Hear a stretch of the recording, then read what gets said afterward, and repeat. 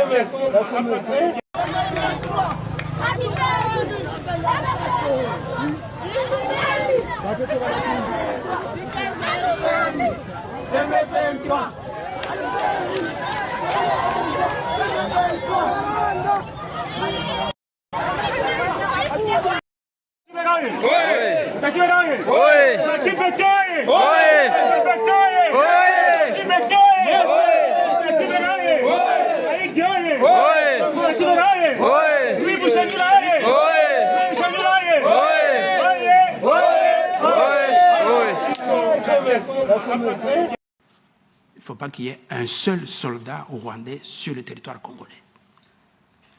Et pour cela, nous appuyons sur le rôle du Conseil de sécurité des Nations Unies et de l'Union européenne. L'Union européenne qui a déjà pris des sanctions, qui a déjà indiqué la voie à suivre pour sortir de cette situation. Et donc il faut demander au Conseil de sécurité de faire ce qu'il a fait contre Kadhafi en 1992, lors de l'attentat de Lockerbie. Le Conseil de sécurité, pour la mort de 300 personnes, le Conseil de sécurité a pris des sanctions très sévères, robustes, contre la Libye de Kadhafi, pour la mort de 300 personnes. Or, aujourd'hui, après l'embargo aérien, la résolution 748 du 31 mars 1992, décrétant l'embargo aérien, l'embargo sur les armes, l'embargo commercial, des restrictions consulaires contre Kadhafi, la Libye de Kadhafi, en 1992. Et finalement, Kadhafi a cédé. Donc, il faut que le Conseil de sécurité fasse la même chose contre le Rwanda. Sinon, on va continuer dans prononcer des belles phrases, des condamnations verbales qui ne vont régler aucun problème sur le terrain, comme mes prédécesseurs l'ont signé, que malgré toutes ces rencontres diplomatiques, etc., les négociations, il n'y a rien sur le terrain qui se fait pour mettre fin à cette crise. Et donc, ces sanctions robustes aussi, il faut les prendre contre le M23 pour non-respect de la résolution 2773 du Conseil de sécurité. Et le Rwanda et le M23 bafouent l'autorité du Conseil de sécurité qui, pour la première fois, a pris une solution à l'unanimité.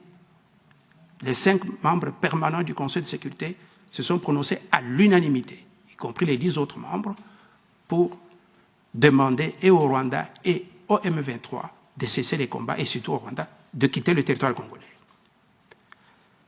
Troisième solution, extérieure, il faut empêcher tous les États voisins de faire transiter sur leur territoire des minerais qui sont pillés au Congo par le Rwanda, par le M23 et par tous les groupes armés. Quatrième solution, il faut apporter un soutien militaire substantiel au gouvernement congolais en termes de formation, de conseils, des équipements, pour renforcer les capacités opérationnelles, les capacités techniques et logistiques de l'armée congolaise. Mama, yabuga. Walikimbilia siku. Kwa soda walikuwa kule kwa kila kitu. Wakasema ngapi wawili?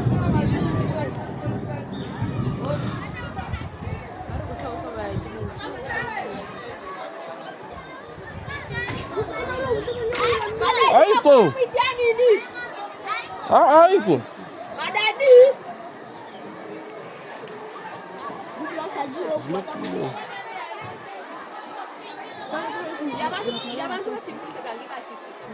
Hakuna hata ni moja kule kwetu.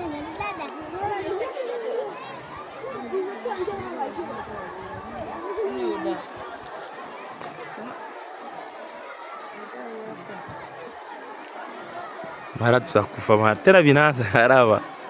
Nchi inaishi. Basi uziishe magari zisitembee. Mtasema sema mtajificha. Mkule kwa wenyewe ndio kimbia. Na mimi nashia. Kimbia na mimi nashia. Sasa kwa naogopa huko. Sasa jana niko na kijana au masasi. Kuna kiafa nini ya mimi? Hapo sasa ndio ndio. Nani ndio alipasema ile ndio ndio mkapo. Atasifani hivi sasa kunya. Nani?